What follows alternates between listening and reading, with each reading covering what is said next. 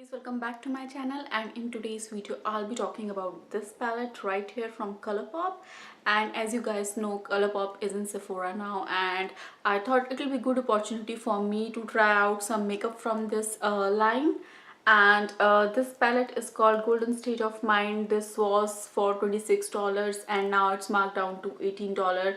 So guys, that's how the palette looks like, and it's very sleek and it's cardboard and it's magnetized too. I really love the packaging, and at the back you can see all the details of all the shades inside, and they have names of each and every shade. And the good thing about pans here is they are all magnetized and they are not stuck onto the palette. So if you like any particular shade, you can stick it out and take them along with you wherever you want in your magnetic palette, of course. And here are all the shades.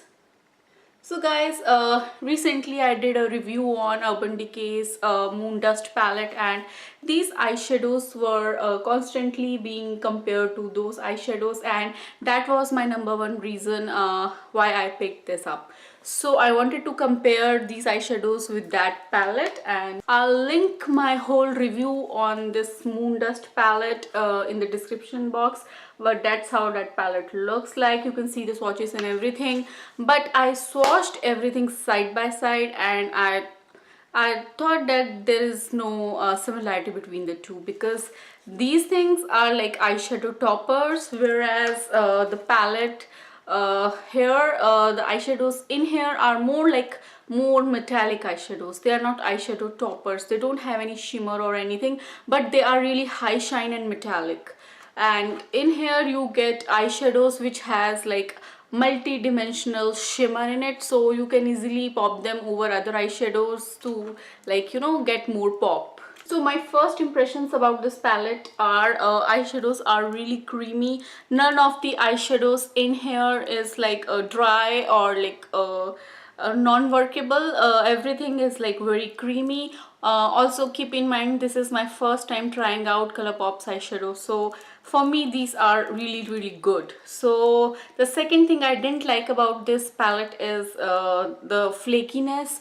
This palette is just too flaky. There is a lot of fallout. You can see like there is a lot of mess under my eyes. That's because when I was working with these eyeshadows, there was a lot of fallout, which I didn't like. Thirdly, these eyeshadows work best when you use your fingers with brush. It doesn't matter if it's wet or dry. It's always little difficult to maneuver these eyeshadows using brush, and with fingers it goes on much easier, and it gives a lot of impact like that.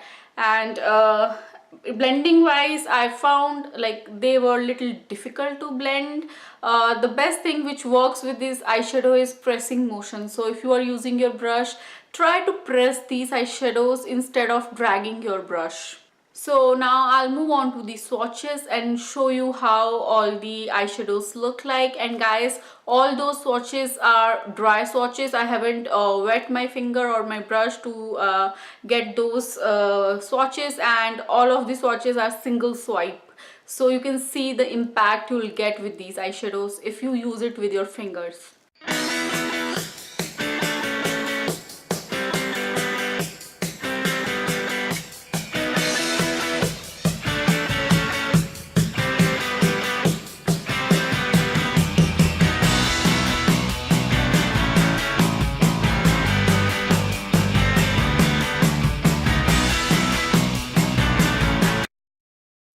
Those were all the swatches. Hope you enjoyed this video.